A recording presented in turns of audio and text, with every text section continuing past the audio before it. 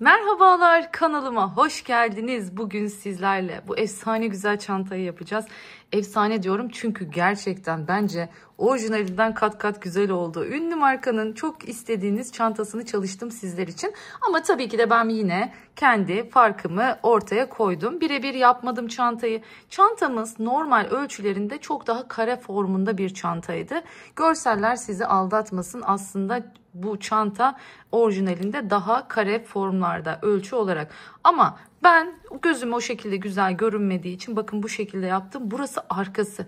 Arkası da aynı, önü de aynı. Rahatlıkla böyle kolunuza istediğiniz gibi takabilirsiniz. Özellikle böyle çarşıda, pazarda, kalabalıklarda böyle çantanızın açılmasından endişe duyuyorsanız doğrudan tersini takabilirsiniz. Bu şekilde böylece açma kısmı içeride kalır ve güvenle çantanızı taşıyabilirsiniz. Elde de çok şık duruyor. Yani şöyle elinize aldığınızda da muhteşem güzel duruyor. Gelin isterseniz içine bakalım. Bir diğer söyleyeceğim detayda bakın ben şu şekilde kenarlarını oval çalıştım. Oval formda çalıştım. Orijinalinde dikdörtgendi. Ben daha böyle çantanın formunu biraz düzeltmeye çalıştım diyebilirim. Yanlardan iki tane çıt çıtımız var. Kapağın güzel durması için. Bakın görüyorsunuz.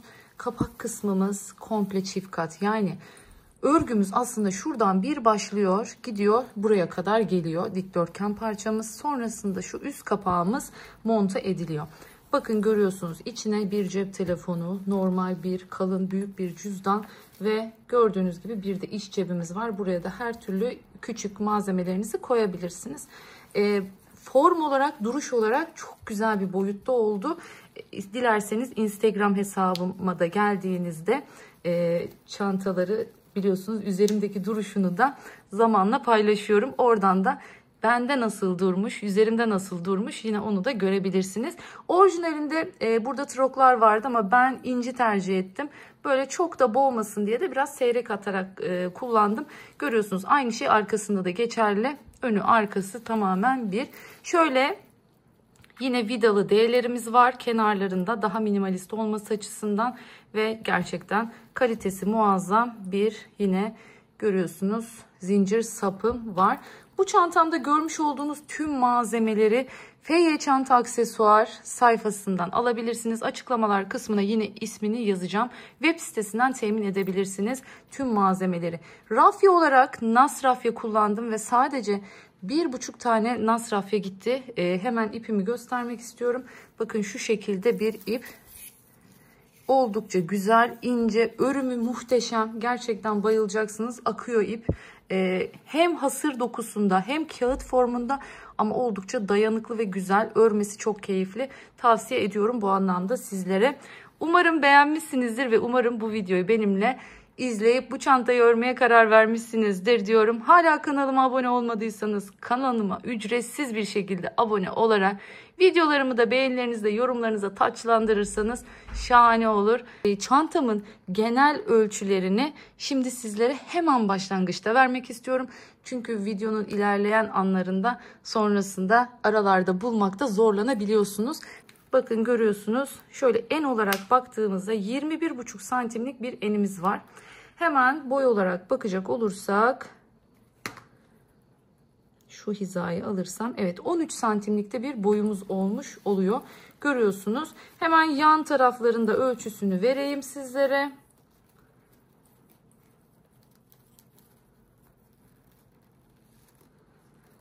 ...11 santimlikte yan kısmımız var. Uzunluğu 11 santim. Eni de 5 santim. Görüyorsunuz. Hemen ölçülerini de bu şekilde sizlere vermiş oldum. Derinliği 5 santim olacak şekilde görüyorsunuz. Çantamızı hazırlamış bulunuyoruz. Haydi hemen başlayalım. Evet, şimdi çantamızın uzun dikdörtgen parçasını yapacağız. Şu görmüş olduğunuz bakın. Şuradan başlayıp buradan dolaşıp gelip buraya kadar giden bu uzun dikdörtgen parçamızdan bahsediyorum. Size şu görmüş olduğunuz ölçüyü tamamen vereceğim. Hiç merak etmeyin kaç santim öreceğimizi söyleyeceğim. Burada ben 40+2 zincirle başlamıştım. Bakın bu çok önemli. Şu parça örerken şuradan daha rahat göreceksiniz şu kısmı. 40+2 ile başlamıştım. Şimdi ben sizlere bunun küçük bir yapılışını göstereceğim. örüyoruz ve etrafını nasıl dolaşıyoruz, sadece onu gösterimini yapacağım. Siz ama sayıya göre mutlaka yapıyorsunuz. Ne dedik? 40 artı 2 zincirle başlıyoruz bu parçayı örmeye. Haydi gelin benle şimdi birlikte bunun bir küçük versiyonunu yapalım. Dikdörtgen parçayı nasıl hazırladığımıza bir bakalım. Hemen başlıyorum zincir çekmeye. 2, 3, 4, 5, 6, 7, 8, 9, 10. 10 tane olsun. Artı 2'mizi de çekelim. 10 artı 2 ile başlayalım bakalım. Şöyle alıyorum. Bakın. 1, 2 tanesini bırakıyorum. Üçüncüden başlıyorum örmeye. Ne yapıyorum? Çakma trabzan. Bakın tığımın üstünde 3 tane var. Hepsini bir çıkarttım. Tığımı doladım. Girdim yanındakine. Hepsini bir çıkarttım. Bakın çok aşırı uzatmıyorum ama çok böyle şöyle de bırakmıyorum. Üçüncüyü hafif, bakın şu ilmeği hafif uzatıyorum. Tığımı doladım. Girdim. İlmek çıkarttım. Üçünü bir topladım. Şöyle biz küçük bir 10 tane üzerinde yapacağız bunu. Ama siz tekrar söylüyorum, hatırlatıyorum, 40 artı 2 ile başlıyorsunuz. Yani ne olacak? Yandaki şu zincir dışında 40 tane çakma trabzanınız olmuş olacak sizin. Evet bakın bitirdik. 10 tane hemen oluverdi zaten. Görüyorsunuz. Şimdi yine 2 tane zincir çekiyoruz. Dönüyoruz. Başlıyoruz. Bakın normalde biz böyle tepesine batarız ya. Bu örnekte ters yüz oluşmasın ve şurada şu hat oluşmasın diye ne yapıyoruz biliyor musunuz? Aralara batıyoruz. Yani şöyle giriyoruz. Bakın tam şu 2 tane trabzanın ara boşluğuna giriyoruz.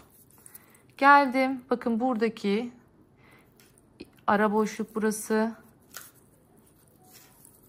Buradaki ara boşluk, bakın 2 trabzanın arası.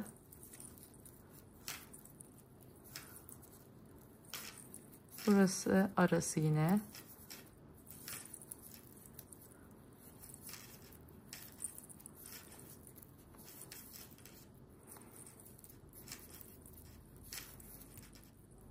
Arası.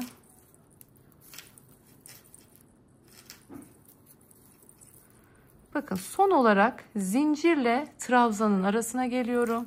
Zincirle trabzanın arasına da giriyorum. Yine buraya da girdik. Buraya da bir tane trabzanımızı yaptık. Şimdi yine 2 zincir çekiyorum ve dönüyorum. Yine aynı şekilde bakın. Şu arkadaki yeri de içine alacak şekilde 2 trabzanın tam ara boşluğu. Görüyorsunuz. Hepsini bir topladım. Hep aralara giriyoruz.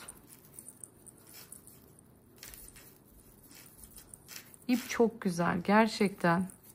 Bu arada söylemeyi unuttum. Tekrar hemen hatırlatayım. 3,5 milimetrelik tığ ile örüyorum ben. Elim sıkıdır. O yüzden 3,5'la örüyorum. Eliniz bana göre daha gevşekse Nasrafi 3,25 ile de çok güzel örülüyor. 3,25 ile de örebilirsiniz. Hemen onu da hatırlatayım. Bakın geldik son zincirle trabzanın arasına. Buraya da yaptık. 2 zincir çekiyorum, dönüyorum. Bu kadar basit. Bu şekilde yolumuza devam edeceğiz. Ama nerelere batıyoruz? Bakın bak şurada hata yapmışım, görüyorsunuz. Yanlışlıkla ilmek almışım. Buna dikkat edin. Aralara her zaman aralara batmamız gerekiyor. Şurada yanlışlıkla bakın şu ilmekten geçmişim. Her zaman araya girmem gerekiyor. Zaten o hemen kendini belli eder. Hata.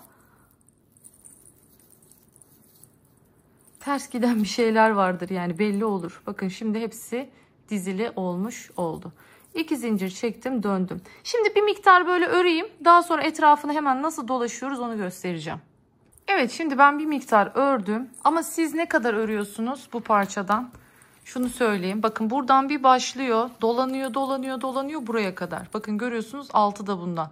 Kaç santim örüyorsunuz? Toplamda 43 santim olacak şekilde örüyorsunuz. 43 santimi ördükten sonra bakın tekrar söylüyorum. 43 santim ördükten sonra bir zincir çekiyorum ve hemen şu trabzanların arka noktalarına batmaya başlıyorum. Bakın bir tane buraya battım. Bir tane arkadaki alttaki bakın zincir kısmına battım. Bir tane hemen onun altında. Yani şöyle söyleyeyim size. Bir trabzana bir tane batıyoruz. Bakın hemen arka lobundan giriyorum.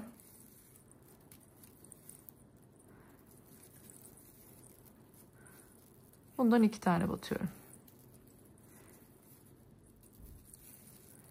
Bir trabzana bir tane, bir ilmek çıkartıyorum bir trabzandan. Diğer alttaki trabzandan 2 tane ilmek çıkartıyorum. Bakın burası çok önemli gerçekten.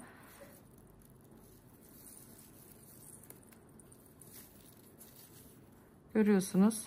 Bakın bundan 2 tane çıkarttım. Şimdi şöyle bakalım. Bundan bir tane. Bundan 2 tane.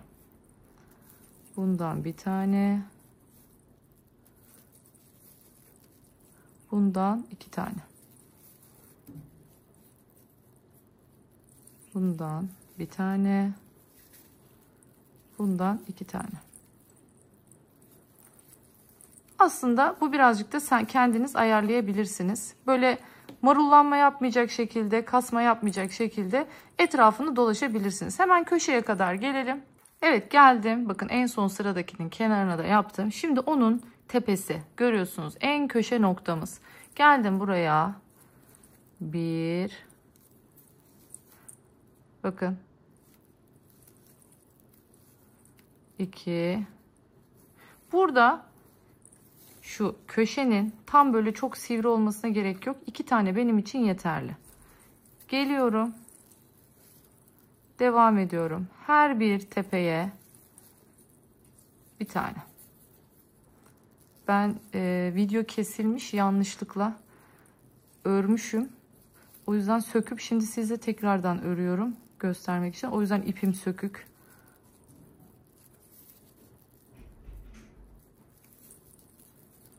Bakın bu şekilde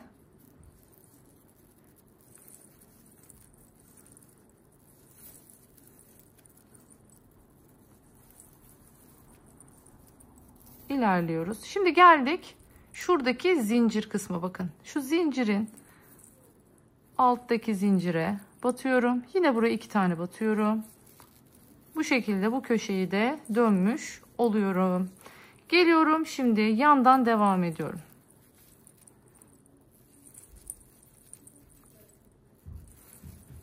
Bakın bu şekilde ilerliyoruz. Birer tane birer tane.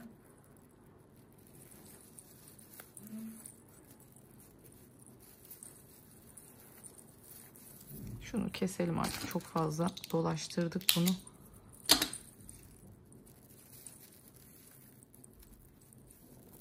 Bakın görüyorsunuz. Ayarlıyorsunuz. Yani aslında nereye batacağınızı kendiniz ayarlayabilirsiniz. Tekrar söylüyorum. Kasma yapmasın. Marullanma yapmasın. Düz ilerlesin. Örgünüz düz bir şekilde ilerlesin.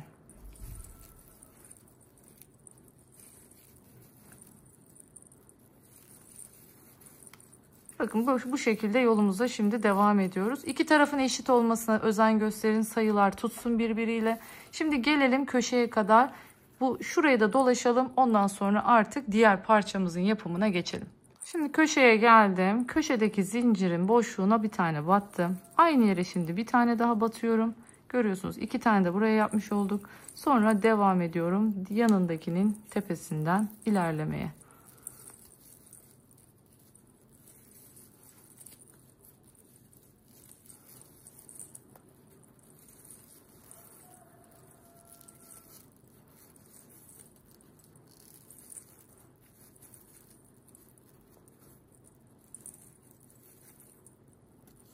Evet, bu şekilde bakın burayı bitirdim. Şimdi bunu kesiyorum artık. Ve görmüş olduğunuz üzere şimdi bunu bu tarafa bağlayacağız. Bunu yaparken iğnemle yapacağım. Bakın görüyorsunuz şuradaki ilk sık iğnemiz vardı. Şu ilk sık iğnemizin tepesinden şöyle giriyoruz.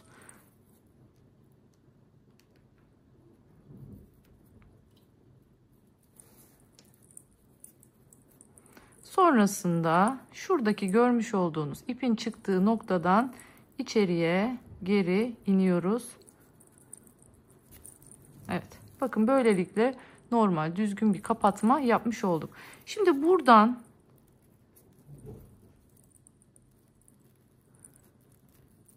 bakın şu şekilde ilmeklerimin arasından geçiyorum ve ipimi burada gizliyorum. Fazlasını kesiyorum. Bu şekilde bir görüyorsunuz dikdörtgen elde etmiş oluyoruz. Sizin hazırladığınız dikdörtgende hemen tekrar bakın ölçüsünü söylüyorum. Lütfen buna dikkat edelim. Videonun en başında vermiştim ama yeniden vermek istiyorum. Bakın şöyle mesine 21 santim. Eni 21 santim. Bitişi 43 santim olacak. Dikdörtgen parçanızın. 21 santime 43 santim, bunu unutmuyoruz. Şimdi hemen dilerseniz şu üstteki parçanın örneğin yapılışına geçelim. Örneğimizi hazırlayalım. Ondan sonra artık detaylarla birleştirme aşamaları, yan parçalar hepsiyle devam edeceğiz. Evet, şimdi geldik bakın artık şu görmüş olduğumuz örneğimizi koyacağımız noktaya. Bunun için ne yapıyoruz? Öncelikle 42 tane zincir çekiyoruz. Bakın 42 tane zincir.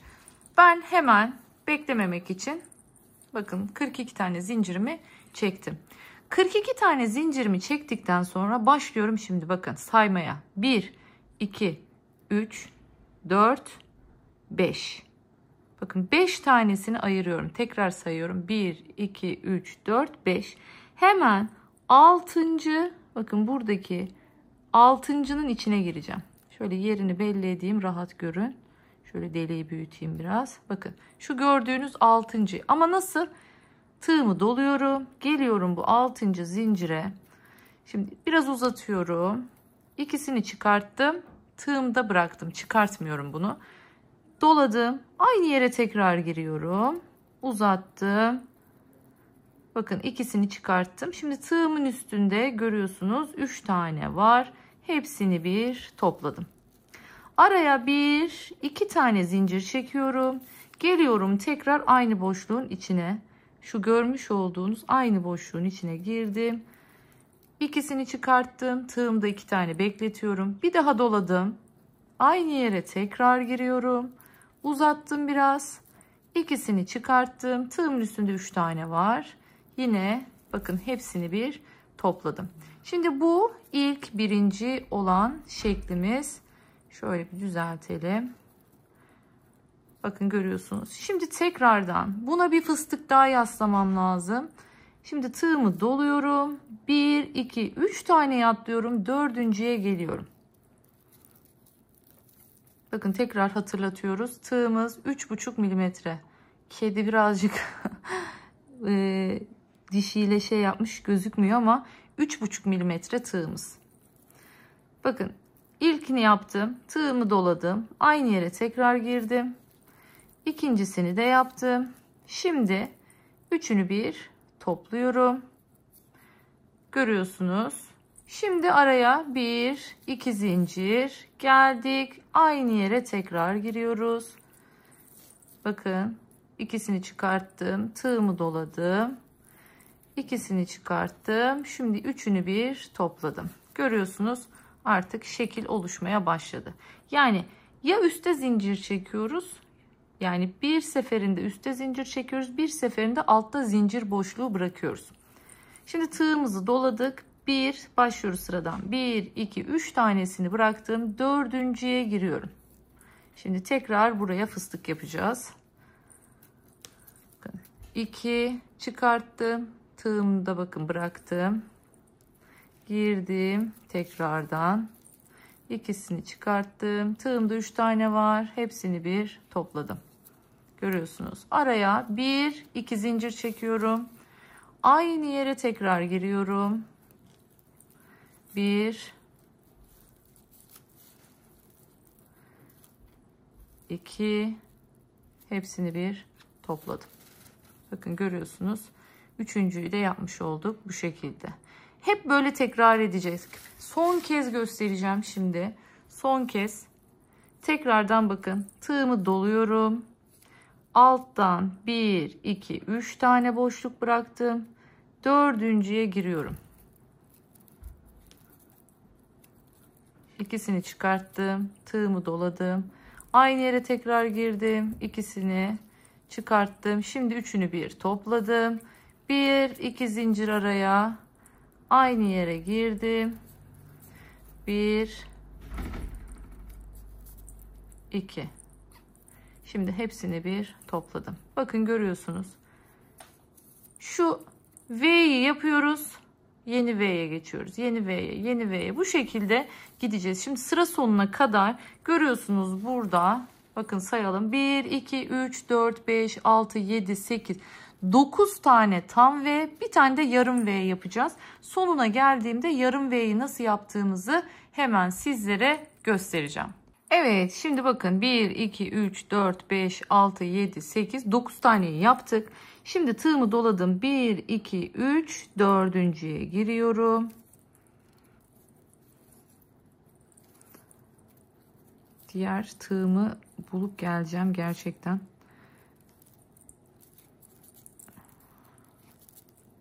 Evet, şimdi fıstığın bakın yaptım.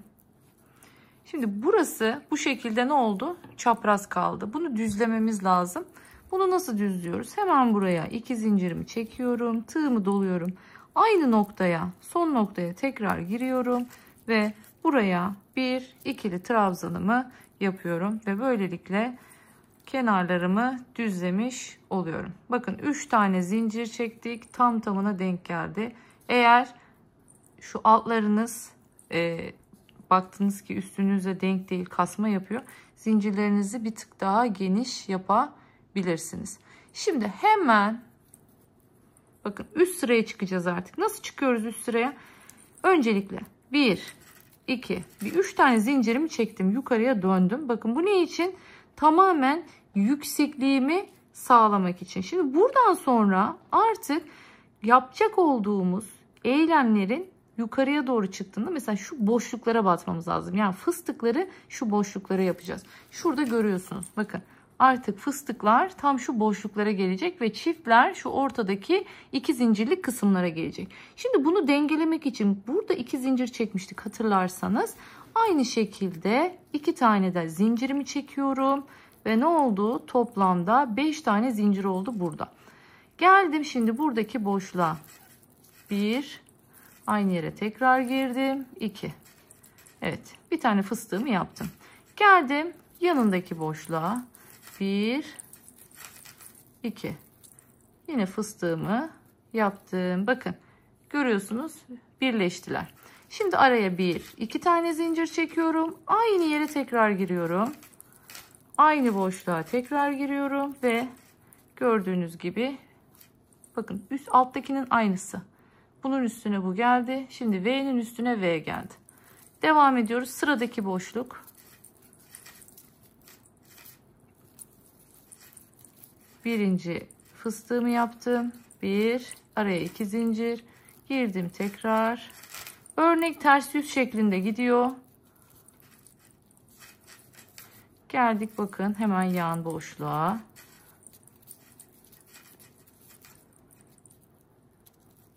Araya 2 zincir. Aynı yere tekrar. V'lerin üzerine yine V'ler yapıyoruz. Görüyorsunuz. Aynısı. Batıyorum. Yine bakın V'nin içindeyim. Birinciyi yaptım. Araya 2 zincirimi çektim. Pardon. Bu fıstık olmadı.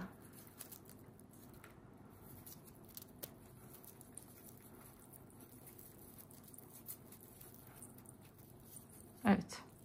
Şimdi yine bir sıra sonuna kadar geleyim. Orayı nasıl döneceğiz onu göstereceğim. Evet, geldim sıranın sonuna. Bakın en son normal buradaki V'mi yaptım. Tığımı doluyorum ve hemen şuradaki ilk görmüş olduğunuz zincir tepesine, görüyorsunuz şuradaki, şu fıstığın tepesi değil, yanındaki zincirin tepesine geliyoruz ve buraya bir ikili trabzanımızı yapıyoruz. Şöyle hemen gösteriyorum. Bakın aynısını yukarıya çıktık. Tekrardan şimdi 1 2 3 yukarı çıktım.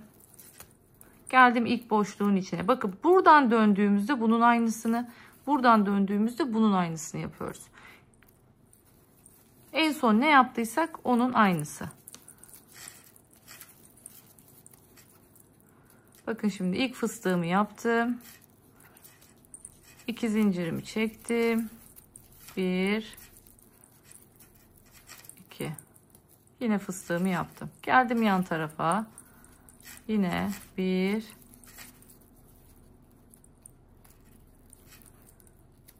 2, araya 2 zincir, geldik 1 2, görüyorsunuz. Hemen yan tarafa 1 2, hepsini topladım, fıstık, 1 2 zincir çektim, 1 2. Evet, yine V'lerin içine V yaparak sıra sonuna kadar geliyorum. Evet, geldim şimdi, görüyorsunuz yine en son kısma. Ne yapıyoruz? Bunu yaptıktan sonra sırada yeni V'miz var bakın, ama burada V yok, yarım. Ne yapıyorduk? Hemen yine şuradaki zincir boşluğuna geliyorum. Buraya yarım fıstığımı yapıyorum. Bakın. Sonra 1 2 tane zincir çekiyorum ve geliyorum, sayıyorum buradan. 1 2 3. Üçüncü zincirimizin tepesine. Bakın, üçüncü zincirin tepesine bir tane ikili trabzan yapıyorum. Evet. Görüyorsunuz, bu şekilde ilerliyoruz. Şimdi son kez bu dönüşü de artık şurayı da göstereyim. Oradan sonra buraya geldiğinizde artık yapacağınız şey aynı. Mantık zaten aynı gidiyor. Siz eğer ki takılırsanız oranın videosunu başa alıp tekrardan izleyebilirsiniz. O şekilde halledersiniz. Şimdi burayı tekrar gösteriyorum. Bakın. Şurada ne var? 2 zincir, 1 trabzan. Yani bu neye karşılık geliyor? Toplamda 5 zincire karşılık geliyor. 1, 2, 3, 4, 5 tane zincirimi çekiyorum. Dönüyorum. Geliyorum. Bakın ilk boşluğa. Burada ne olması gerekiyordu? Bir yarım fıstığım. Bakın yaptım onu. Hemen geliyorum. Normal yandaki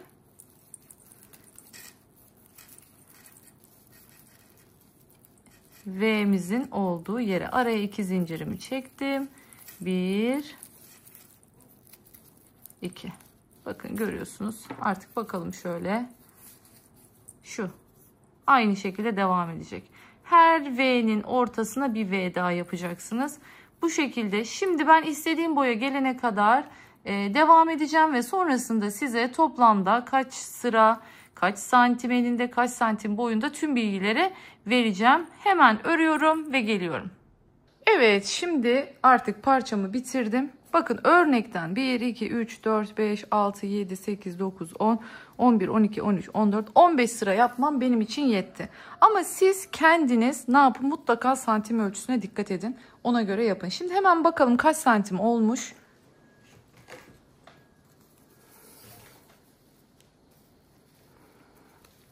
Şöyle toplamda 25 santim olmuş boyu. Enine de bakalım. Enimizde 18 santim. Şimdi artık ne yapıyoruz? Etrafını dolaşmaya başlayacağız. Şimdi geliyorum. Bakın buradaki en son trabzanımız vardı hatırlarsanız. Doğrudan bu trabzanımın içine 2 3 tane. Geçiyorum diğerine. 1 2. Bakın ara boşluklara aralardaki ek yerlerine batmıyorum. Doğrudan boşluklara giriyorum. 3 tane. 2 ve 3. Girdim. 1 2 ve 3. 1 2 3. Bu şekilde şimdi normal sıranın sonuna kadar geleceğiz. Sıra sonuna geldiğimizde köşeyi nasıl döneceğiz hemen onu göstereceğim. Evet, geldim sıranın sonuna. Bakın yandaki boşluğa yine 3 tane yaptıktan sonra şuradaki köşedeki, yani şu ilk fıstığın yapıldığı ilmeğe giriyorum. Yalnız burası tek kanat olduğu için şu ipi de buradan bakın alıyorum. Üzerinden bu şekilde geçiriyorum ve hemen buraya bir tane sık iğnemi yapıyorum. İpi tekrar geçiriyorum bu tarafa. Bakın şöyle geri alıyorum. Yine aynı şekilde onun üstünden geçiyorum. Aynı deliğe bir tane daha yapıyorum. Bu şekilde köşeyi dönüyoruz burada. Geliyorum. Şimdi aynı yere bir daha yapıyorum. İyice böyle aynı noktaya 3 tane batmış olduk. Geldik şimdi alt kısımdayız. 1 2 3 tane burada arada boşluğum. Bir tane de hemen altına. Fıstığın altına batıyoruz. 1 2 3 tane ara boşluğa, bir tane fıstığın altına. 1 2 3 tane, bir tane altına. Bu şekilde şimdi yine sıra sonuna kadar gidelim.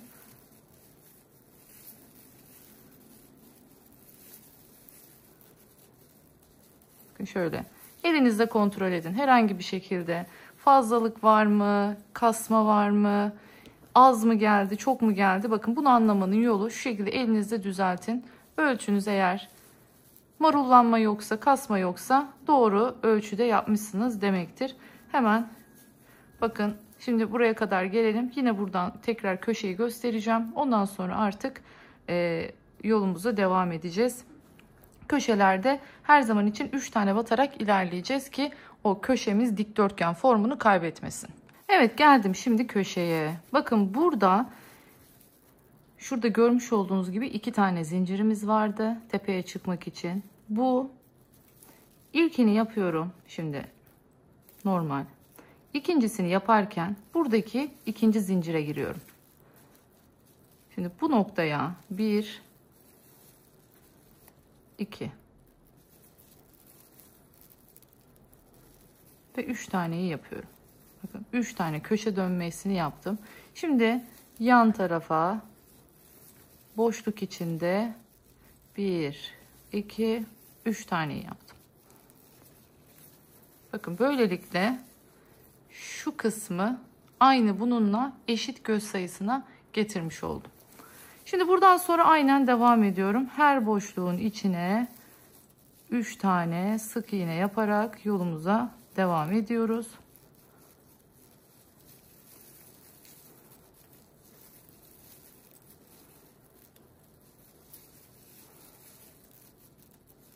Bu tığla gerçekten bu ip çok güzel kayıyor. Tığın biraz kafası iri. O yüzden böyle hafif şöyle güzel döndürerek kurtarmak gerekiyor.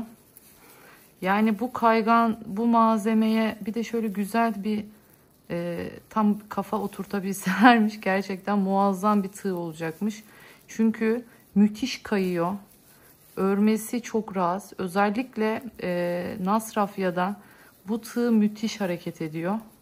Yani bir kere kullansanız ne demek istediğimi anlayacaksınız. Bakın hemen şimdi örme şeklimden fark edersiniz. Bakın şimdi normal tulipe geçiyorum. 3,5'luk tığa geçiyorum. Bakın akmıyor tığ. Bunun başı çok güzel. Başı hiç takılmıyor. Küçük başlı oluyor şu tulipin tığları. O yüzden kafa güzel bunda. Ama gövde olarak çok kaygan değil. Ha, yine rahat örülüyor mu? Örülüyor. Ama Yani şuna geçtiğiniz zaman bu resmen akıyor yani. İp tığda akıyor. Ama bunun da işte şu tepe topuzunu, şu kafasını biraz büyük yapmışlar. Çok, o yüzden biraz takılma yapıyor. Eliniz böyle gevşekse belki rahat örersiniz ama benim gibi sıkı ören biriyseniz biraz o tepeyi, kafayı çıkartmakta zorlanıyor insan. Şimdi kesmedim, artık konuştuğum için köşeye kadar geldik zaten. Burayı da tekrar gösteriyorum.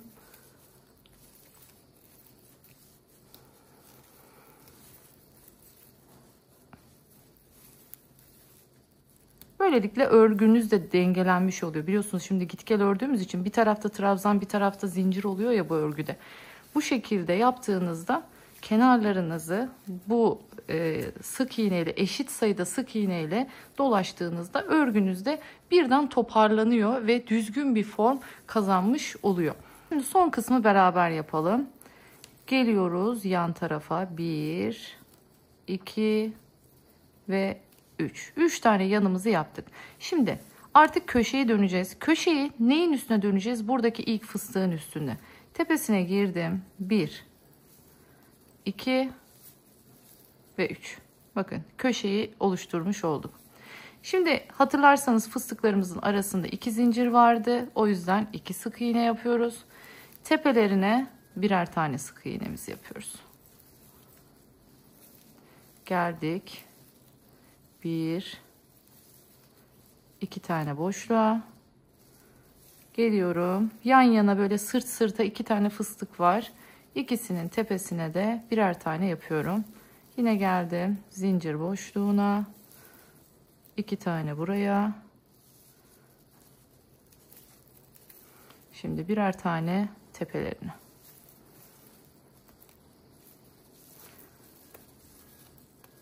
Boşluğa.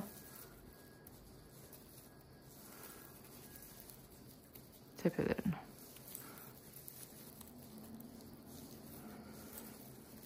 Şimdi sıra sonuna kadar geleyim hemen. Sonra artık ikinci sıraya geçeceğiz buradan. Şimdi geldik tam şuraya, köşeye. Bakın şuradaki 1, 2, 3 tane ilk yapmış olduklarım. Şu arada onun öncesindeki, bakın köşeye giriyorum ve buraya 1, 2 ve 3.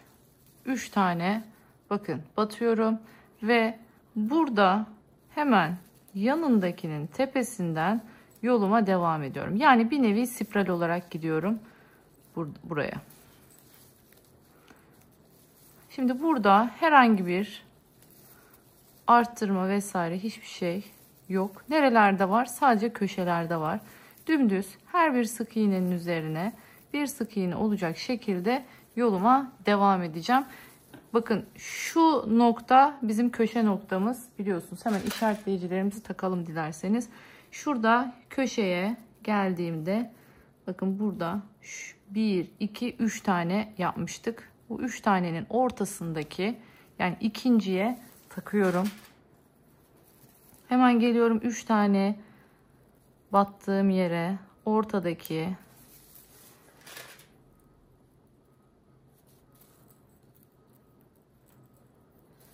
hemen geliyorum 3 tanenin ortasındaki, geldim bakın buraya, aynı noktaya 3 tane yaptım. O da onun ortasındaki. Yani bu şekilde bütün köşe noktalarımızı bakın işaretledim. Şimdi normal her bir sık iğnenin üzerine bir sık iğne olacak şekilde yoluma devam ediyorum.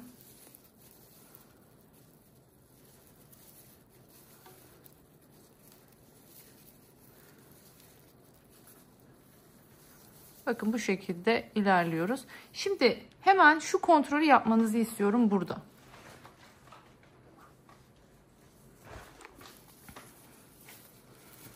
Bakın bu bunun üstüne gelecek. O yüzden bu bunun üstüne geleceği için yaptığınız işlemler bunun büyüklüğünü geçmemesi lazım kesinlikle.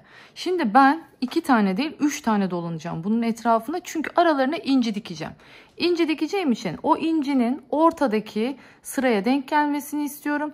O yüzden şöyle düşünün. Buraya 3, buraya 3 olacak. 3 sıra, buraya 3 sıra olacak şekilde ben dikeceğim. İncilerimi yerleştireceğim çünkü.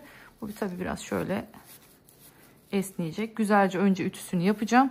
Sonrasında dediğim gibi araya şöyle çerçeve bir inci gelecek bu çantamızda. Siz dilerseniz zımba yapabilirsiniz, işte trop basabilirsiniz, istediğiniz gibi süsleyebilirsiniz. Ya da hiçbir şey yapmayabilirsiniz, sade bırakabilirsiniz. O tamamen sizin isteğinize kalmış. Şimdi bu mantıkla ilerleyeceğiz. Bakın döne döne gidiyoruz, artık hiçbir değişiklik yok. O yüzden o kısmı artık göstermeyeceğim. 3 sıra dolaşıyoruz. Bakın bütün köşelerimi işaretledim zaten. Geldiğimizde köşeye işaretlediğim yere 3 tane batıyoruz yine. Aynı noktaya 3 tane sık iğne yapıyoruz. Gerisi aynen devam ediyor. Evet bakın şimdi büyük parçamı hazırlamıştım.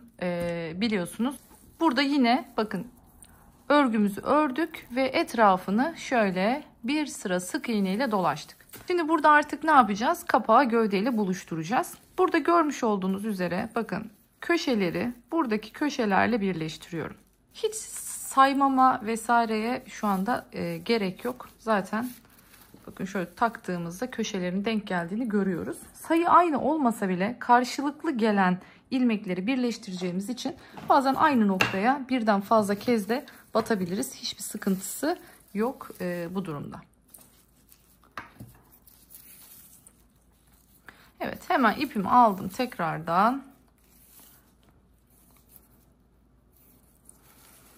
Şimdi başlıyoruz birleştirmeye. Buradaki iki köşe noktasını alıyorum.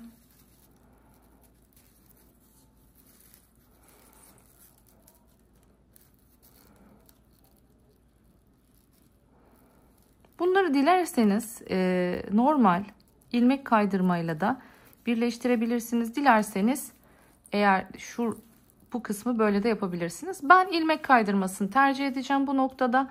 Böylelikle ilmeklerimin şöyle üst üste bakın aldığım iki ilmeğimin şöyle yanda bir katman oluşturmasını, bir kalınlığın gözükmesini istiyorum. O yüzden bu şekilde ilmek kaydırmayla yoluma devam edeceğim. Bakın görüyorsunuz. Bir tane alıyorum ve ikisini geçirip ilmeğin içinden geçiriyorum. Girdim, geçtim. Arkadan da bakın ilmek çıkartıyorum. Bu çıkardığım ilmeği birinci ilmeğin içinden geçiriyorum. Buna biz ilmek kaydırma diyoruz. Şimdi burada denk düşmesi açısından şunu da yapın. Şöyle bir bakın dengeleyeyim. Orta noktadan da bir geçirelim. Kayma vesaire olmasın. İlmekleri hiç saymadım çünkü.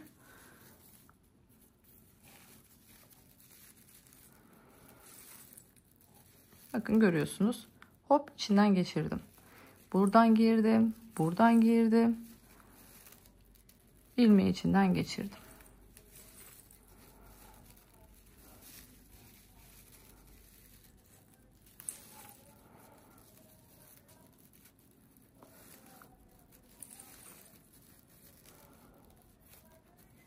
Evet. Görüyorsunuz. Sırayla yoluma devam ediyorum. Şimdi sıra sonuna kadar geleyim. Köşeyi dönelim birlikte. Evet geldim. Bakın köşeye kadar. Şöyle bakın gayet düzgün bir duruş elde etmiş olduk bu şekilde. Şu kalın görüntüyü de yaptık. Tabii bunu dikerek de yapabilirsiniz. Ben böyle daha çok seviyorum. Evet. Şimdi sıradakinden devam ediyorum. Hemen yanındakiyle bakın alttan aldım bir tane, üstten aldım bir tane, geçirdim. Alttan bir tane, altındakinden içinden geçirdim. Bir bundan, bir bundan.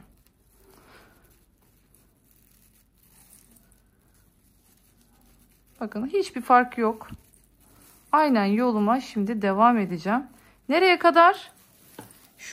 Şu kısma kadar. Bu kısma kadar gelelim. Şimdi burada artık dümdüz bu tarafa doğru ilerlemeye başlayacağız. Evet şimdi geldim köşeye. Bakın görüyorsunuz. Tam olması gerektiği gibi adım adım ilerledim. Şimdi geliyorum artık buradan yatayda ilerlememizi gerçekleştireceğiz. Ve bunu yaparken Ne yapacağız? Aynı sırayı takip edeceğiz. Bakın ipimi yine altıma alıyorum. Şimdi şuradan girdim bir tane. Neredeyiz? Nerenin hizasındayız? Buradayız. O zaman hemen ilmek kaydırmamı bu aradan yapacağım. Bakın bu ara benim aynı ilmeğin hizasındaki araya geçiyorum. Bakın giriyorum. Altta hangi ara o? Bakın bu trabzanın arası. Giriyorum trabzanların arasına. Giriyorum trabzanların arasına.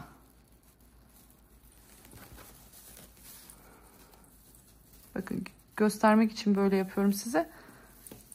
Şöyle görüyorsunuz. Sıram burası. Trabzanların bu. Aralarına giriyoruz. Şu şekilde ara boşluğuna giriyoruz.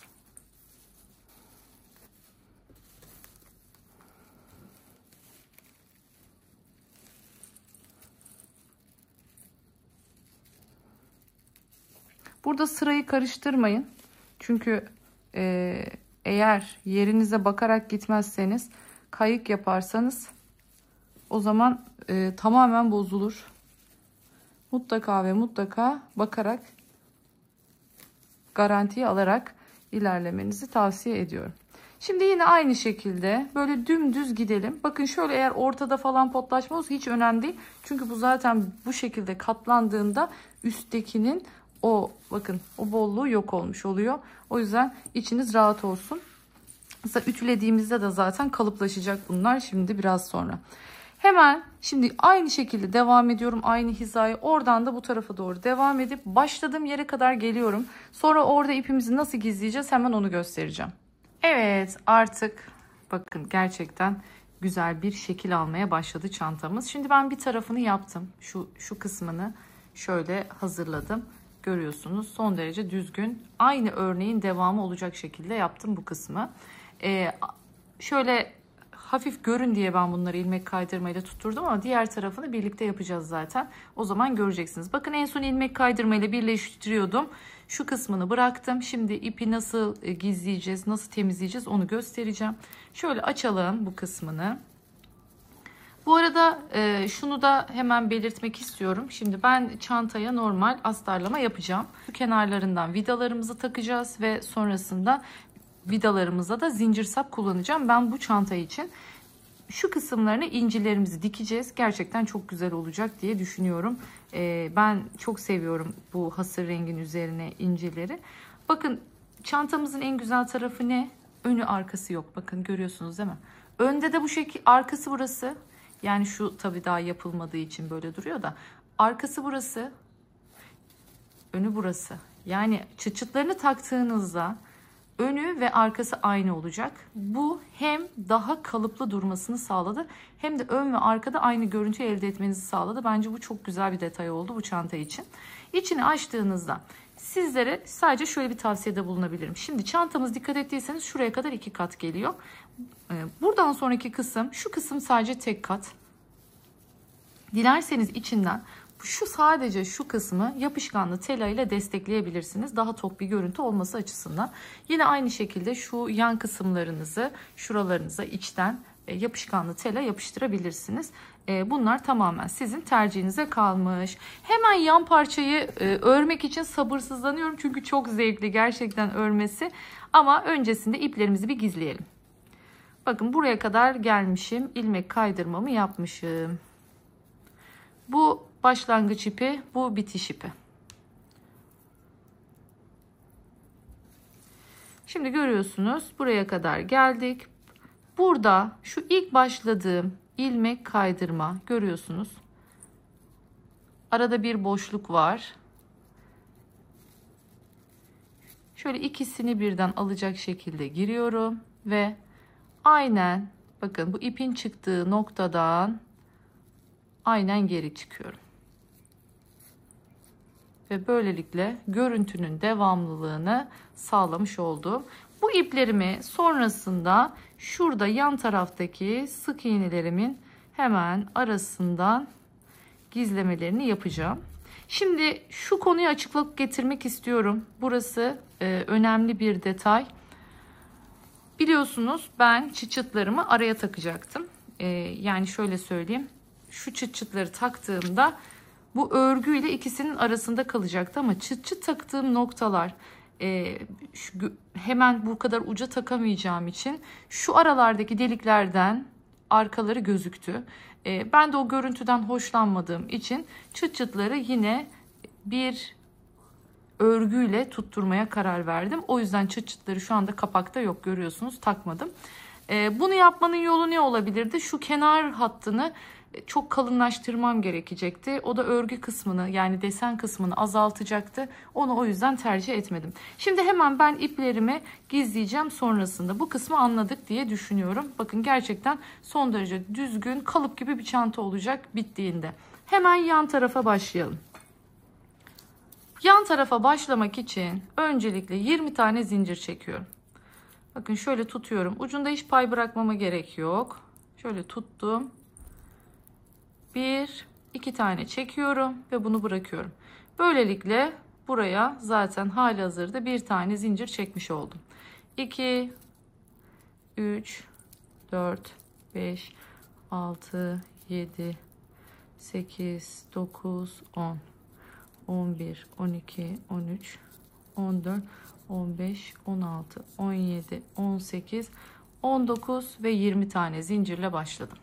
Şimdi bu görmüş olduğunuz 20 tane zincirin 2 tanesini bırakıyorum. Tığımı ipime doluyorum ve arkasını çeviriyorum. Bakın 2 tanesini bıraktım. Hemen 3. zincirin şöyle görüyorsunuz arkada düz şeritlerimiz var. Şöyle tam ortada görüyorsunuz, tam ortalarında. Buralara batacağız. Ortada delik oluşmasını istemiyorum çünkü. Bakın 2 tanesini bıraktım. Geldim. 3.'ye girdim.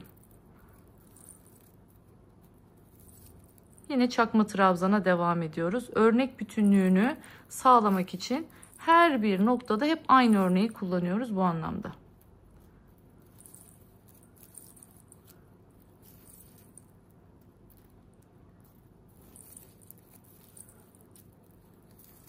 Dört.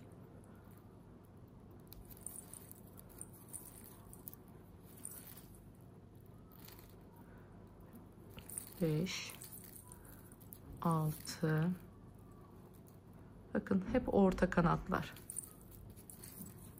7,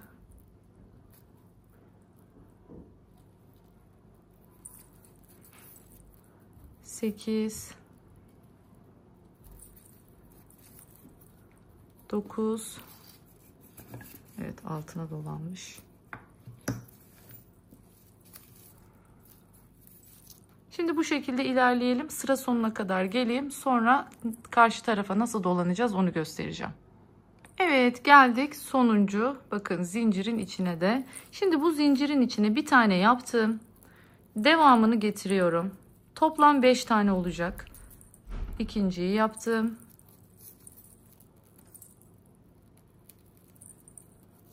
Üçüncüyü yaptım. Dördüncü. Ve 5.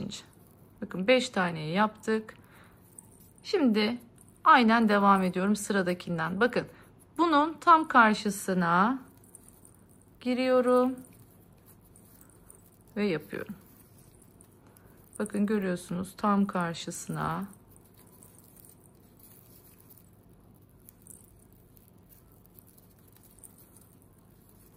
Bir yandan da ipimizi yürütüyoruz içinden. Şöyle gösteriyorum. Zaten batacağımız yerler belli. Bakın görüyorsunuz tepelerimiz belli. Şöyle kanatların ikisine birden giriyoruz. Ve çakma trabzanımızı yapıyoruz. Burada dikkat edeceğimiz nokta biraz önce gösterdiğim yöntemle yapmanız. Yoksa aksi halde aralarda şu karşılıklı trabzanların ortası böyle sıkışık olmaz. Boşluk kalır. Onu engellemek istiyorsanız biraz önce yaptığım gibi zincirin arkasına batmanız gerekiyor.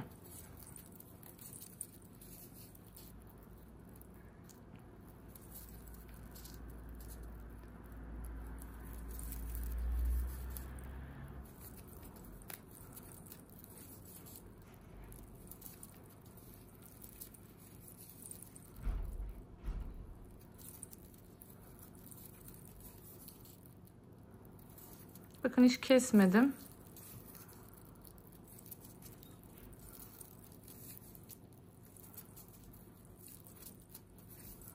Şimdi birinci sırayı tamamlamak üzereyim.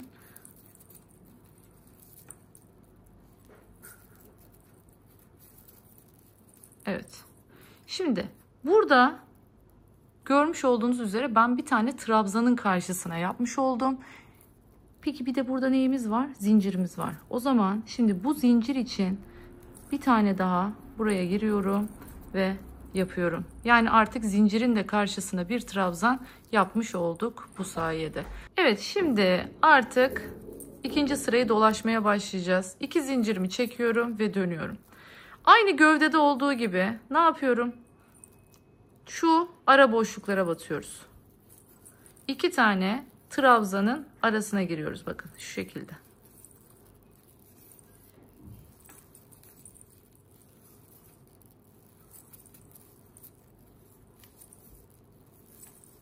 Tepelere değil, aralara giriyoruz. Ters yüz görüntü oluşmasın. Daha doğrusu minimum şekilde oluşsun diye.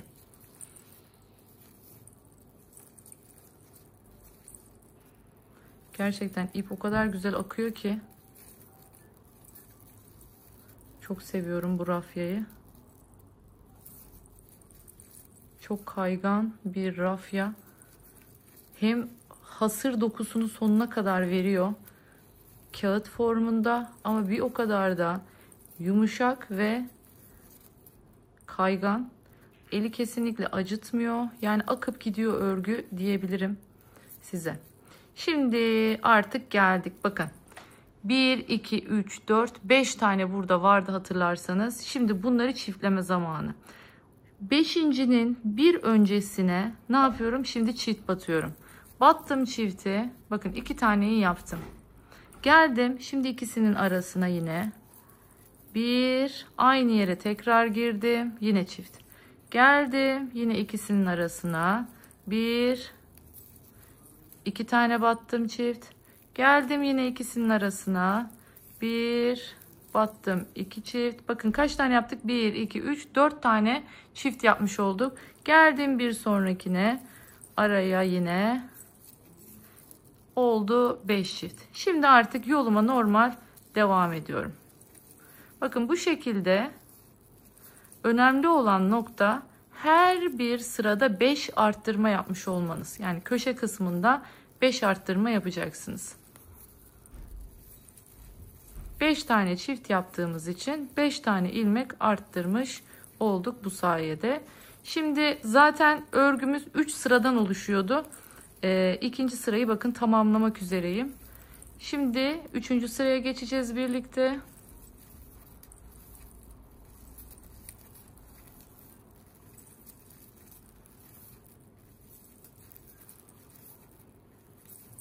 Evet, bakın şimdi. En son zincirle trabzanın arasındaki boşluğa da giriyorum ve buraya da bir tane trabzan yapıyorum. Yine 2 tane zincir çektim, döndüm. Başlıyorum. Boşluklara girip trabzan yapmaya. Her bir boşluğa bir tane. Hemen artık şu kısım zaten iyice anlaşıldı. Şu köşeye kadar geliyor. Ondan sonra devam edelim. Şimdi geldim. Bakın önümdeki ilk çifte geldik. Öncesine yaptım bir tane. Şimdi tam bu bakın 2 tane bakın görüyorsunuz trabzanımızın olduğu yani çiftimizin olduğu yer arasına giriyorum ve buraya çift yapıyorum.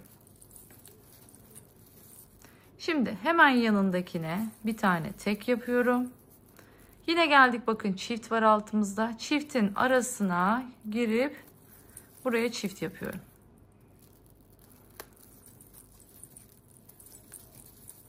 Yani bir tek bir çift sırasındayız şu anda. Şimdi bir tane tek yapıyorum. Bakın yine altımızda çift var. Çiftin arasına girdim. Buraya da çift yapıyorum. Sıradaki tek, sıradaki çift.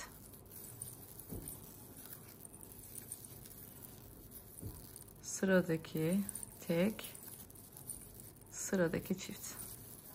Yine bakın 5 tane çift yapmış olduk. Yani 5 tane arttırmamızı yapmış, tamamlamış olduk. Yine aynı şekilde şimdi sıranın sonuna kadar gidiyorum.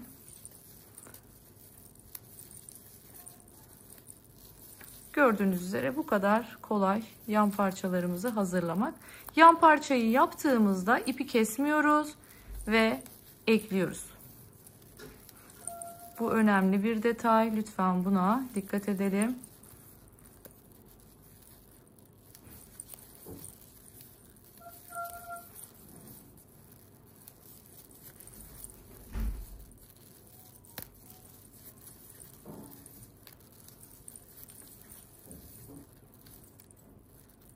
Eğer siz içine yapışkan tela yapıştıracaksanız eklemeden bu aşamada bunu yapmanızı tavsiye ederim. Sonrasında daha zor olacaktır. Bakın sonuncuya da yaptık. Evet, işte bu kadar görüyorsunuz. Yan parçamız hazır. Buna şu anda bu aşamadayken ne yapıyoruz? Ütüsünü basıyoruz. Haydi hemen ütüleyip geliyorum. Evet, şimdi geldik. Bakın görüyorsunuz. Ütüledim. Zaten yani çok düzgündü. Pek bir değişiklik olmadı ama yine de şimdiden ütülemek istedim. Bir zincirimi çekmiştim. İpimi buradan uzatıyorum. Geliyorum buraya. Burada şu görmüş olduğunuz, bakın şu kenarda en üst noktada, burada nasıl başladıysam aynısını yapıyorum çünkü tam şu noktadan başlayacağım. Bakın görüyorsunuz şurası. Bunun arka lobundan aldım ipimi öne, şimdi çekiyorum. Çektim. Şimdi artık burada yanındaki ilmeğin arkasından giriyorum. Buradaki ilmeğin yine aşağıya bakan, bakın alttaki kanadından giriyorum ve ikisinin içinden geçirdim. Bir de bundan geçirdim, ilmek kaydırmış oldum. Geldim hemen yine bakın arka kanattan girdim. Bunun da alttaki kanadından girdim. İkisinden çıkarttım. Bunun içinden kaydırdım. Geldim. Bir bundan, bir bundan. İlmek kaydırdım. Sırayla her bir ilmeği bir ilmeğe denk gelecek şekilde ilerliyoruz. Zaten sayılarımız eşit olduğu için eşit bir şekilde gidiyor. Yine burada da şöyle söyleyeyim, yüzünden yapmak için bu tarafa gitmiştim. Buraya gitmek için de bakın şuradan şuraya kadar ilmek kaydırmayla ilerledim. Ama burada zaten bu tarafa çekebildiğim için ilmek kaydırmayla oraya gitmedim.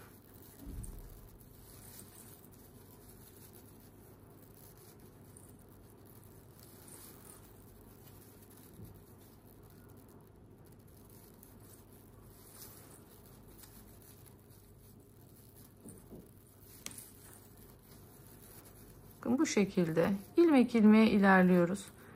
Gerçekten hem kolay hem düzgün bir ekleme elde etmiş oluyoruz bu sayede.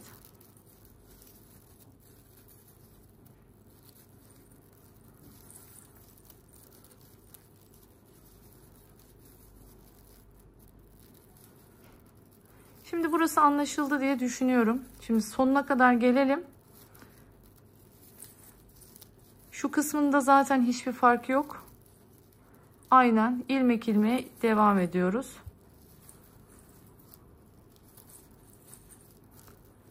Bakın ipimi görüyorsunuz. Elim altta. Alttan bir şekilde tutuyorum. Bir tane bundan batıyorum. Tek kanattan. Bir tane de bundan batıyorum. Tek kanattan. İçteki kanatlarını alıyorum. Ve böylelikle düzgün bir ekleme oluşturmuş oluyorum. Bakın görüyorsunuz, son derece düzgün bir şekilde ekliyoruz.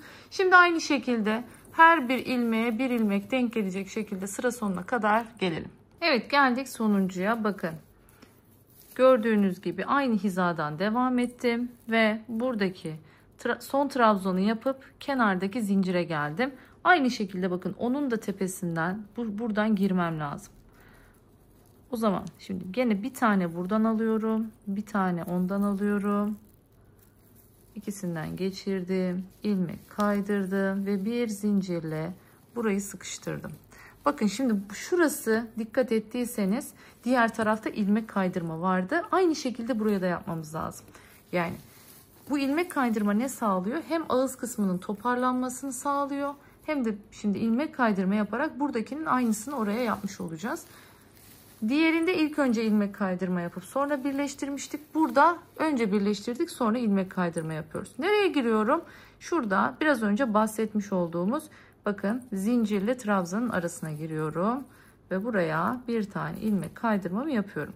Sonra hemen bir aşağıya iniyorum. Ara boşluklardan devam ediyorum. Sonra bir aşağıya iniyorum. Bakın bu şekilde. Bir tane şuraya, orta noktaya geldim. Buraya da yaptım. Yine devam ediyorum. Buradaki ara boşluğa geldim. Diğer ara boşluğa ve geldim diğer ara boşluğa. Bakın bu şekilde. Şöyle birer tane ara boşluklara girerek yoluma devam ettim. Şimdi artık burada ipimi kesiyorum ve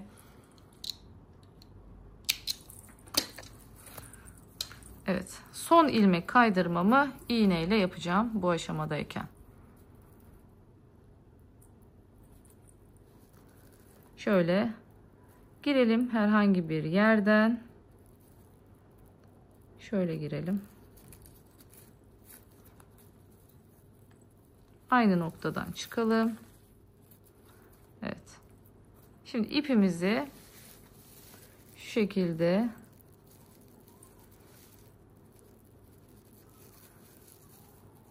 tekli trabzanların arasından aşağıya doğru gizledik. Aynı şekilde bunu da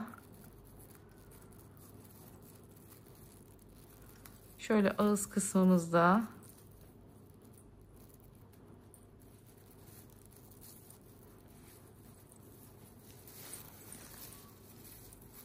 sık iğnelerimizin arasından bunu da gizledik. Bakın iplerimizi tek tek gizliyoruz. Aynı şekilde bunu da gizleyeceğim ve böylelikle artık çantamızı görüyorsunuz, bu kısmını tamamlamış olduk. Ben dediğim gibi dilerseniz içine keçe takviyesi, dilerseniz kanvas takviyesi, dilerseniz de yapışkan tela takviyesi yapıp şuradaki kalınlığı dengeleyebilirsiniz. Hemen onu da sizlere belirtmiş olayım. Şimdi bu aşamadayken şu şekilde şuralarına bir ütü basıp sabitlemenizi tavsiye ederim. Bakın biraz önce buraya bastım. Burası dümdüz sabitlendi. Aynısını şimdi bu tarafa da yapabilirsiniz. Bakın çok düzgün bir şekilde kapattık. Şöyle yukarıdan daha net bir şekilde görebiliriz. Görüyorsunuz. Hemen şu yan parçanın uzunluğunu da vereyim sizlere. Ne kadarlık bir yan parça hazırladık. Evet. Hemen hemen 11 santim diyebiliriz. Görüyorsunuz şu yan parçalarımızın uzunluğuna. Kapattığımızda işte bu şekilde olacak. Ama dediğim gibi içine takviye yaparsanız çok daha şık duracak diyorum. Şimdi gelelim incileri dikmeye. İncileri nasıl dikiyoruz? Şöyle hemen göstermek istiyorum incilerimi. Bakın bu şekilde incilerim var. Bunlar küçük inciler. Yani o büyük boy incilerden değil. Milim olarak şimdi size şöyle göstereyim. Kaç milimlik incilerimiz almak isteyenler için yarım santimlik. Yarım santim yani 5 milim diyebiliriz incilerimize. Şimdi bu 5 milimlik incilerimizi önce bir sayacağım. Bu arada kaç tane incim var? Bunlar benim evdeki değerlendirmelerim. Siz hazır alacaklar için tabii daha fazla almış olursunuz. Ben şimdi sayacağım. Mesela ne kadar aralıklarla gözüme güzel gelecek ona bakacağım. Bakın şöyle. Çok sık olsun istemiyorum. Şöyle şu aralık bence güzel. Bakın şu şekilde. Yani 5 tane. Aralarında 5 sık iğne olacak şekilde. Ay çok tatlı oldu. Bakar mısınız? Gerçekten harika oldu.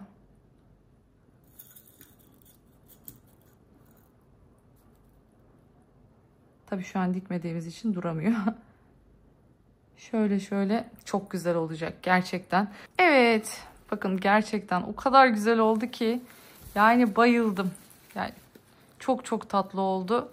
Ben şu şekilde yaptım. Şurayı sık attım. Yani aralarında 5 boşluk olacak şekilde. Burada ise aralarında 6 boşluk olacak şekilde attım. Yani 5 de olsa yetecekti aslında. Hani bir değişiklik olsun dedim. Yukarılara daha, yani şu üstler daha seyrek olsun dedim. Altlar daha yoğun. Aynı şekilde buraya da bakın tam devam ediyordum. Burada ipim bitti. Biliyorsunuz ben başlarken ipi koparmam. Diğer tarafıyla şimdi devam ediyorum. Nasıl yapıyorum hemen göstereceğim. Kendi ipinden taktım. Belli olmasın diye, görüntü kirliliği olmasın diye. Hemen bakın 6 tane ilerledim. Sonrasında ipimden inciyi geçiriyorum ve hemen şöyle bir ilmek sonrasından başlıyorum. Bakın 1, 2, 3, 4, 5, 6. Görüyorsunuz. 6 tane atlıyorum ve bunu şöyle gerdiriyorum güzelce incimi. Tekrar bir inci alıyorum. Yine bir tane atlıyorum. Bakın 1, 2, 3, 4, 5, 6. Şuradan çıkıyorum. Yine bir tane incimi aldım. Ve hemen buradan ilerliyorum. 5 tane. Bu taraf beşli. Çünkü bakın şurada 5 boşluk var. Burada 6 boşluk var. Ve bu şekilde tam denk geldi bu arada. Evet. Artık bakın görüyorsunuz bitmiş oluyor. Sadece burada bir tane kenarda kaldı. Şöyle alayım ipimi.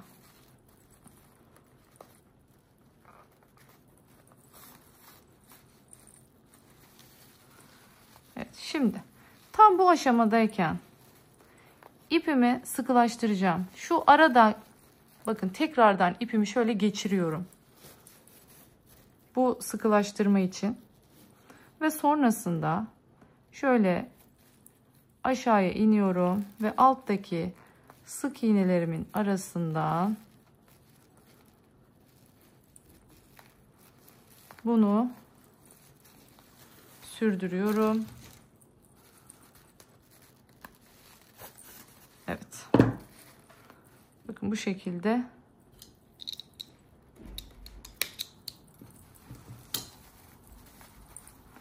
son derece güzel, son derece düzgün bir şekilde halletmiş olduk. Bu arada hemen şunu da göstermek istiyorum sizlere.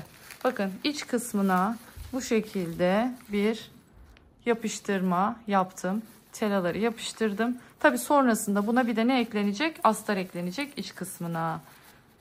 Ay çok güzel oldu ya. Gerçekten bayıldım. Yani tam böyle yazları, yaz akşamları, elbiselerin yani her şeyin üzerine yakışacak son derece harika bir çanta yapmış olduk birlikte. Ben çok sevdim. Muhtemelen bu çanta yine kendim içine ayıracağım çantalardan biri olacak. Bakın görüyorsunuz önü, arkası iki tarafı da aynı ve o yüzden çok çok güzel duruyor.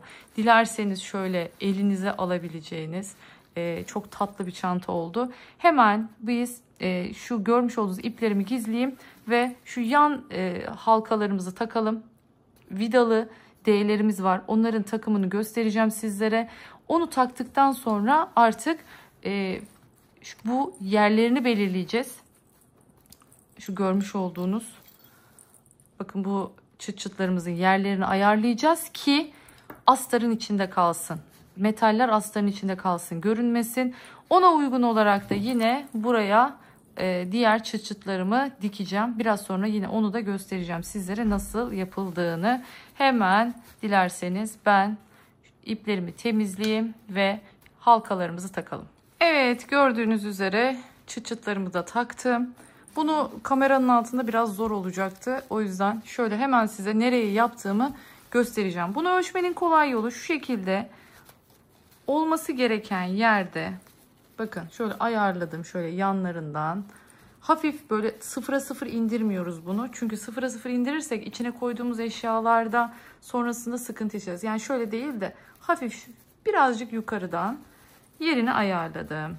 Sonra hizasını Dedim ki ben bu çıt çıtı nereye takarım? Şuraya bir yere takarım. Kalkmasın köşeler. Buradan onun hizasını iğneyle aldım ve buraya taktım. Hemen sıra olarak da söyleyeyim. Bakın şöyle trabzan sırası olarak söyleyecek olursam 1, 2, 3, 4, 5, 6, 7, 8, 9, 10, 11. sıraya taktım. Kenardan 1, 2, 3 tane bırakıp o şekilde çıt çıtlarımı yerleştirdim. Unutmayın, dikkat etmemiz gereken şey bu ikisinin aynı hizada olması. Aynı sırayı takip ettim. Aynı şekilde bunu da taktım. Çıt çıtlarımızı artık en son buraya yerlerine dikeceğiz ve işimiz bitecek. Şimdi tek tarafın D halkasını taktım. Bakın şöyle D halkalarımız var. Bunların hemen göstereyim. Bu şekilde içinde vidaları var. Bu sayede bu arada şu görmüş olduğunuz yapışkanlı teleyi de tutturmuş oldum. Bu çıt çıtlar sayesinde. Şimdi aynısını bu tarafa da takacağız. Bunu takarken yerini nasıl açacağım? Çünkü bunu bir tane vida ile delemezsiniz. Bakın şöyle bir vidası var çünkü bunun. Nereye taktım? Hemen onu göstermek istiyorum. Bakın tam şuradaki araya taktım. Görüyorsunuz. Şu araya. Şimdi bu arayı bu şekilde burayı bir deliyorum. Tam göbek noktasını. Şöyle deldim. Sonrasında aynı yeri şöyle biraz makasla da genişlettim. Ve artık bu deldiğim noktadan vidayı takıyorum ve ön tarafı çekiyorum. Bakın bu şekilde. Küçücük vida tutmaz diye düşünmeyin. Tornavida ile sıkıştırdığınızda tutuyor. Yalnız burada bunu böyle çevirmeye çalışmıyoruz. Bunu bu şekilde sabit tutuyoruz. Neyle çeviriyoruz? Tornavida ile çeviriyoruz. Bakın şu şekilde şimdi tutuyorum ve tornavidayı geçirip bununla başlıyorum sıkıştırmaya. Bu şekilde en kalın örgüleri bile inanın tutuyor. Ben daha önce daha kalın örgülerde de bu yöntemi kullandım. Sadece ağzına getirmeniz yeterli.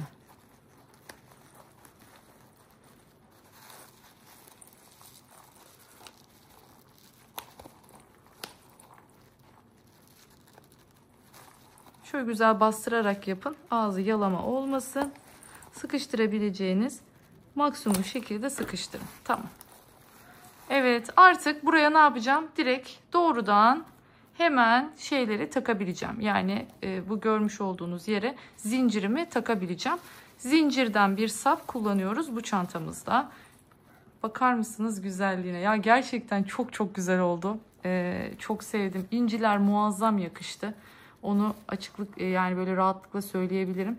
Ben çok sevdim bu inci detayını. Gerçekten şahane oldu. Orijinalinde buralarda rivet vardı. Yani trok vardı. Yanlış hatırlamıyorsam. Ben onun yerine inci kullanmayı tercih ettim bu şekilde. Çok fazla sık da yapmak görüntüyü boğacaktır. Bu şekilde dozunda oldu diye düşünüyorum. Hemen ne yapıyoruz? Artık sapımızı takıyoruz ve şu kısımlarımıza çıt çıtlarımızı monte edeceğimiz aparatlarımızı hazırlıyoruz. Bakın hemen ipimi alıp onu da gösteriyorum. Ben tabii aynı zamanda ne yapacağım? Bir de astarını içine monte edeceğim. Astarım hazır. Sadece monte etmesi var.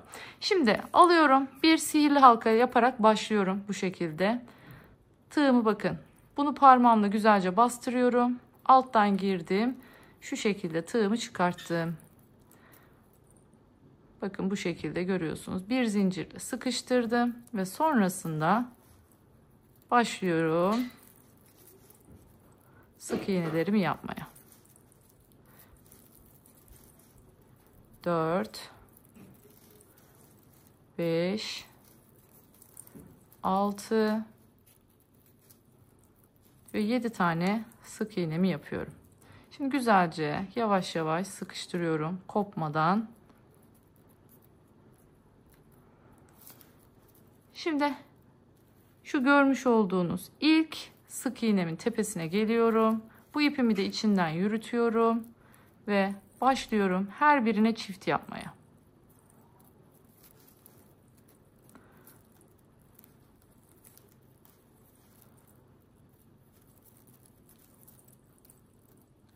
Her bir sık iğnenin tepesine çift yapıyoruz ve böylelikle 7 olan sayımız bu sırada 14'e çıkacak. Şimdi bundan 2 tane hazırlayacağız.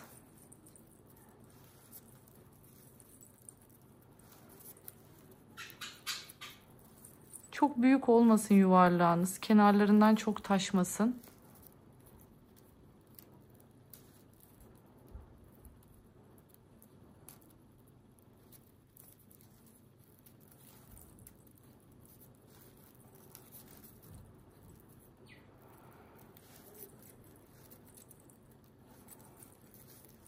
Evet, bakın bunu saydığımızda da anlayabiliriz.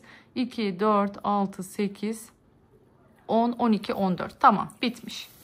Tabii bunu biraz monte edeceğimiz için payını bırakıyoruz. Çünkü bununla dikeceğim.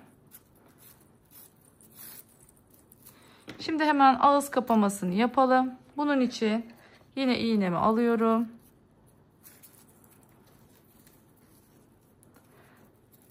Bakın şöyle hemen sıradaki değil bir sonrakinden giriyorum.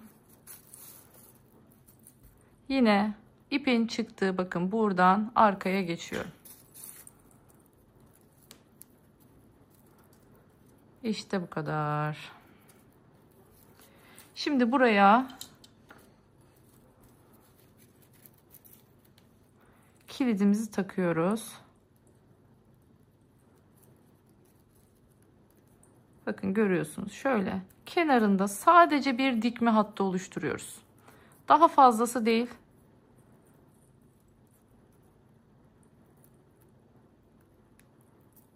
Küçücük bir hat gözüküyor sadece. Hemen bunu taktık. Arkasına geçirdim. Ve şimdi bunu sıkıştırıyorum.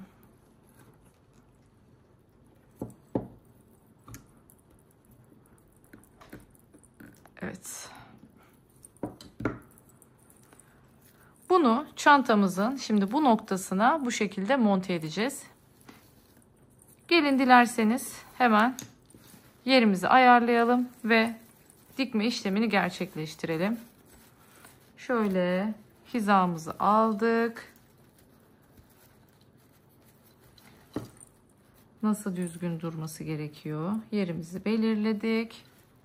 Şu görüntü benim için ideal.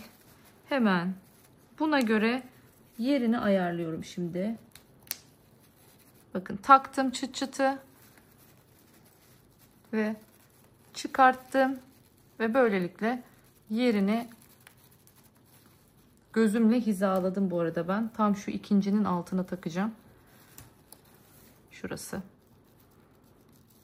Evet. Kenardan da eşit mesafeyi bıraktım ve şimdi tam buraya çantamızı montajını yapacağım. Biliyorsunuz zaten 2 katlı örgümüz, tek katından tutturmam yeterli. Ancak daha böyle ayrılmasın, kapak birbirinden ayrılmasın istiyorsanız bakın şöyle geçiyorum.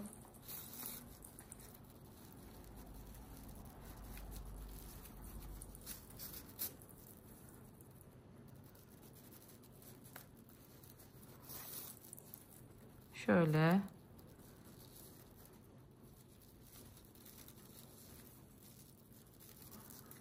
birer kanattan giriyoruz.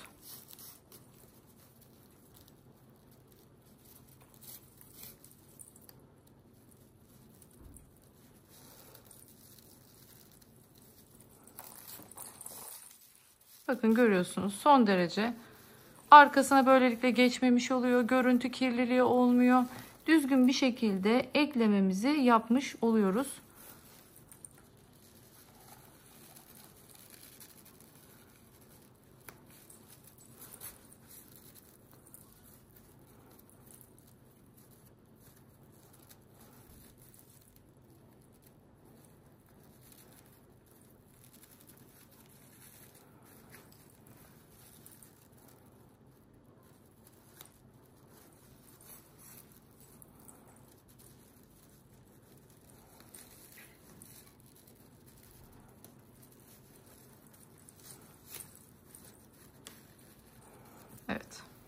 Şimdi anlaşıldı diye düşünüyorum. Ben bir tur daha şöyle Biraz daha bir geri gideceğim.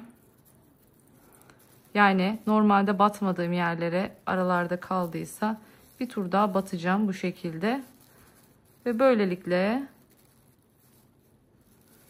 biraz daha sağlamlaştırmış olacağım. Ama sizler dilerseniz bir sırada da bırakabilirsiniz. O da yeterli olacaktır sizin için. Bakın bu şekilde oldu. Hemen gösterelim tekrardan. Şöyle taktığımızda tam tamına yerine ulaştı. Şimdi burada da aynı hizayı kaybetmeyeceğiz. Bakın hiza olarak aynı, yan mesafe olarak aynı yere ayarlayıp bunun aynısından hemen bir tane daha yapıyoruz. Ve ben onu yapacağım. Dediğim gibi artık astarımı dikeceğim. Astarımı hemen göstereyim size. Hemen şöyle göstereyim. Şöyle içine doğru yerleştirdim. Görüyorsunuz bu şekilde içine bir de dakketenden astarımızı yerleştireceğiz. Ve böylelikle gerçekten son derece kullanışlı, güzel bir çanta elde etmiş olacağız. Dilerseniz siz ağız kısmını dolaşabilirsiniz, ilmek kaydırma geçebilirsiniz, ters sık iğne geçebilirsiniz. Dilediğiniz gibi dolaşabilirsiniz. Ben zaten iç kısımda kaldığı için zaten yapışkan telada yapıştırdığım için esneme yapmayacağından dolayı zaten Nasrafya kullananlar bilir, esneyen bir ip değil. Bakın bunu en kenarından şöyle güzelce buraya tutturacağız ve çantamız astarlanmış bir şekilde çok daha kullanışlı bir hal alacak. Bu anlamda bu da küçük kartlarınız olur, böyle artık paranız vesairenizi içine isterseniz cüzdan koymadan da kullanabileceğiniz küçük bir cep olmuş oldu. Hemen ben kalan detaylarını tamamlıyorum. Çantamı bitiriyorum ve finalde görüşmek üzere diyorum. Ve finaldeyiz. Bakar mısınız güzelliğine? Gerçekten efsane olmamış mı? O kadar beğendim ki. Şöyle hemen arkasında görün istiyorum. Yani şöyle de bir güzelliği var. Hani böyle güvenlik problemi yaşadığınız bir yerdeyseniz, yani özellikle çantanızın böyle çarşıda falan gezerken şöyle açılmasından endişe duyuyorsanız, bakın arkası da şöyle aynı olduğu için bu şekilde takabilirsiniz kolunuza. Yani bu kısmı içe getirirsiniz. Böylelikle de çantanız hiçbir şekilde açılmaz. Bu da yine bir tavsiye sizlere. Zaten çıçıtlarım da o kadar kuvvetli ki bakın hemen kolaycacık açılmıyor. Şöyle hemen içini göstermek istiyorum. Yine içine şu şekilde bir çanta astarı diktim. Görüyorsunuz ağız kısmından. İçinde yine de dediğim gibi küçük kartlarımızı vesairelerimizi koyacak bir cebimiz var. Telefonumuzu vesairemizi, her şeyimizi rahatlıkla koyabiliriz. Yani çok rahat telefon, kılıf, yani gözlük kılıfınızı, tabii kocamanlarından bahsetmiyoruz. Cüzdanınızı, her şeyinizi rahatlıkla içine yerleştirebilirsiniz. Şu an içi boş. Dilerseniz koyalım. Evet, şöyle telefonumuzu koyalım. Bir adet cüzdanımızı koyalım. Bakın yine kalın, oldukça dolu dolu bir cüzdan. Telefon şu anda kılıfımı bulamadım. Bunlarla idare edelim. Bakın görüyorsunuz, rahatlıkla koyabiliyorsunuz. Zaten bu biraz minimalist bir çanta. Gerçekten taktığınızda şıklığına inanamayacaksınız. Çok güzel. Özellikle elbiselerin üzerine harika oluyor. Şort elbise yaz akşamlarının vazgeçilmezi olacak. Böyle minik incilerle de çok böyle tatlı lolita bir hava kazandı. Çantamız bu şekilde görüyorsunuz. Son derece muntazam, düzgün bir formda şu anda. Ben bu şekilde bir zincir sap tercih ettim. Siz dilediğiniz zincir sapı kullanabilirsiniz bu çantada. Tabi dilerseniz kendiniz şöyle bir halkaya örgü sap da takabilirsiniz. Bu tamamen size kalmış. Umarım beğenmişsinizdir. Umarım buraya kadar bu çantayı benimle örmüşsünüzdür diyorum. Bir başka videoda daha görüşmek dileğiyle. Kendinize çok çok iyi bakın. Hoşça kalın. Kanalıma abone olmayı, yorumlarınızla, beğenilerinizle bana destek olmayı unutmayın.